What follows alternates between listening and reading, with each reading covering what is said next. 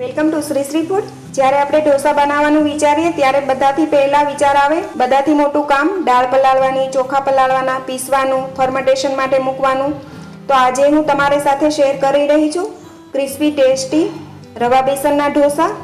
આ રવા બેસનનું પહેલા આપણે બેટર બનાવીશું, ત્યારબાદ તેમાંથી આપણે ગોટાળો ઢોસા બનાવીશું અને તે બિલકુલ બહાર રેસ્ટોરન્ટ જેવા ક્રિસ્પી અને એકદમ ટેસ્ટી બનશે। તો ચાલો બનાવવાની શરૂઆત કરીએ। 1 કિલો રવો લીધેલો છે, 250 ગ્રામ બેસન, સ્વાદ પ્રમાણે મીઠું, છાશ અને ગરમ પાણી લઈશું। હવે એક મોટી તપેલી લઈ તેમાં રવો નાખીશું, બેસન પણ સાથે જ નાખીશું, સ્વાદ પ્રમાણે મીઠું નાખીશું। હવે તેમાં થોડી થોડી છાશ નાખી તેનું બેટર તૈયાર કરી લઈએ।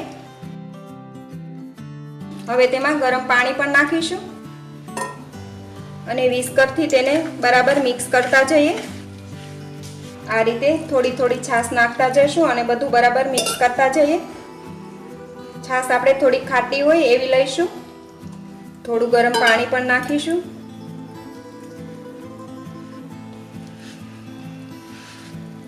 આ રીતે બેટરને બરાબર મિક્સ કરી લેવું, લમ્સ ના રહે એ રીતે મિક્સ કરવું।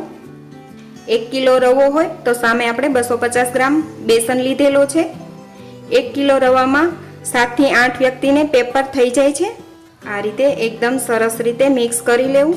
હવે આ બેટર તૈયાર છે। આ બેટરને આપણે આ રીતે જ રાખીશું, વધારે લિક્વિડ નહીં કરીએ।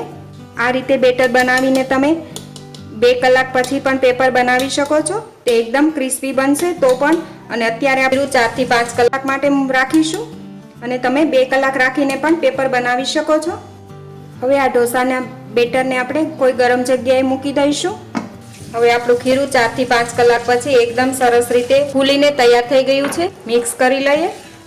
આ જ રીતનું આપણે ખીરું તૈયાર કરવાનું છે। તો હવે તેમાંથી આપણે ગોટાળો ઢોસા બનાવીશું। તો તેના માટે ઢોસાનું બેટર લીધેલું છે, અમૂલ ચીઝ લીધેલું છે, 2 ચમચી ટામેટા, 1 નાની ચમચી લાલ મરચું પાવડર, 1 નાની ચમચી ગરમ મસાલો, અમૂલ બટર, 2 ચમચી ટોમેટો કેચઅપ, 2 ચમચી કેપ્સિકમ, 1 નાની ચમચી લીલા મરચાં, 2 ટેબલસ્પૂન કોથમીર અને 2 ટેબલસ્પૂન બટેટા વડાનો મસાલો। આ રીતે લોખંડનો તવો ગરમ થવા માટે મૂકી દીધેલો છે, તેને આપણે થોડી વાર માટે ગરમ થવા દઈશું।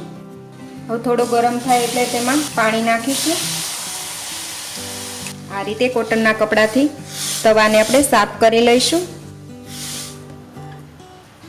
હવે તેના ઉપર બેટર નાખીશું। બેટરને જે રીતે આપણે મોટો ઢોસો બનાવવો હોય એ રીતે ફેલાવી દઈએ।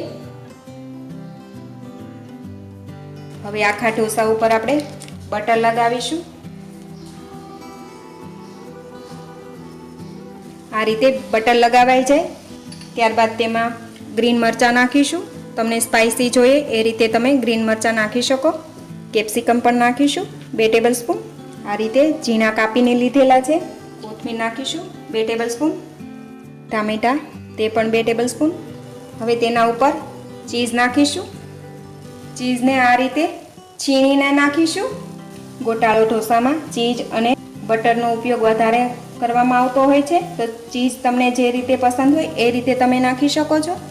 હવે ટોમેટો કેચઅપ નાખીશું 2 ટેબલસ્પૂન, 2 ટેબલસ્પૂન બટેટા વડાનો મસાલો નાખીશું। હવે આપણે તેમાં સ્પાઇસી મસાલા નાખીશું, જેમાં લાલ મરચું નાખીશું, ગરમ મસાલો પણ નાખીશું। ફરી તેમાં આપણે 1 ટેબલસ્પૂન બટર નાખીશું। હવે તેને ભાજીના મેસરથી આ રીતે બધું મિક્સ કરીશું। બધું બરાબર મિક્સ થઈ ગયું છે। હવે તેને થોડી વાર માટે એ જ રીતે ચડવા દઈએ। આ રીતે ભાજી જેવું બને ત્યાં સુધી એને બરાબર મિક્સ થવા દેવું। ફરી આપણે ઉપર ચીઝ નાખીશું। ફરી આપણે આ જ રીતે મિક્સ કરી લઈએ। એ પહેલાં જો તમે હજી સુધી અમારી ચેનલ સબસ્ક્રાઈબ નથી કરી તો પ્લીઝ અહીંયા ક્લિક કરો એટલે સબસ્ક્રાઈબ થઈ જશે અને બેલ આઇકન પર ક્લિક કરશો એટલે તમને અમારા નવા વિડીયો મળતા રહે। અને વિડીયો પસંદ આવે તો પ્લીઝ લાઈક પણ કરો અને તમારા ગ્રુપમાં શેર પણ કરવાનું ભૂલતા નહીં। બટર પણ નાખીશું, ફરી થોડો કેચઅપ નાખીશું, મિક્સ કરીએ। ફરી બટર નાખી તેને આ રીતે મિક્સ કરી લઈએ। હવે આપણી આ ભાજી એકદમ તૈયાર છે. ઉપર થોડી કોથમીર નાખીશું. ફરી મિક્સ કરીએ. હવે તમે જોઈ શકશો ભાજી એકદમ તૈયાર છે. હવે આ ભાજીને આપણે એક બાઉલમાં લઈ લઈએ. હવે આપણું પેપર પણ તૈયાર છે, તેને પણ ફોલ્ડ કરી લઈએ.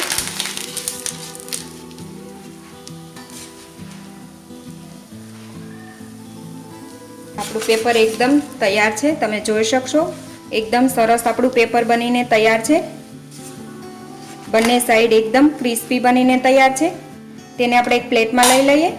હવે આપણા ગોટાળો ઢોસા એકદમ સર્વ કરવા માટે રેડી છે. અને આ બેટરમાંથી એકદમ રેસ્ટોરન્ટ સ્ટાઇલ ઢોસા બને છે, એકદમ ક્રિસ્પી કુરકુરા. એકવાર તમે આ રીતે બેટરમાંથી ઢોસા બનાવશો તો તમે બહારના ઢોસા પણ ભૂલી જશો. એટલા સરસ આ ઢોસા બને છે. તો તમે જરૂરથી બનાવજો અને તમારા એક્સપિરિયન્સ શેર કરજો. તો ફરી મળીશું એક નવી રેસીપી સાથે.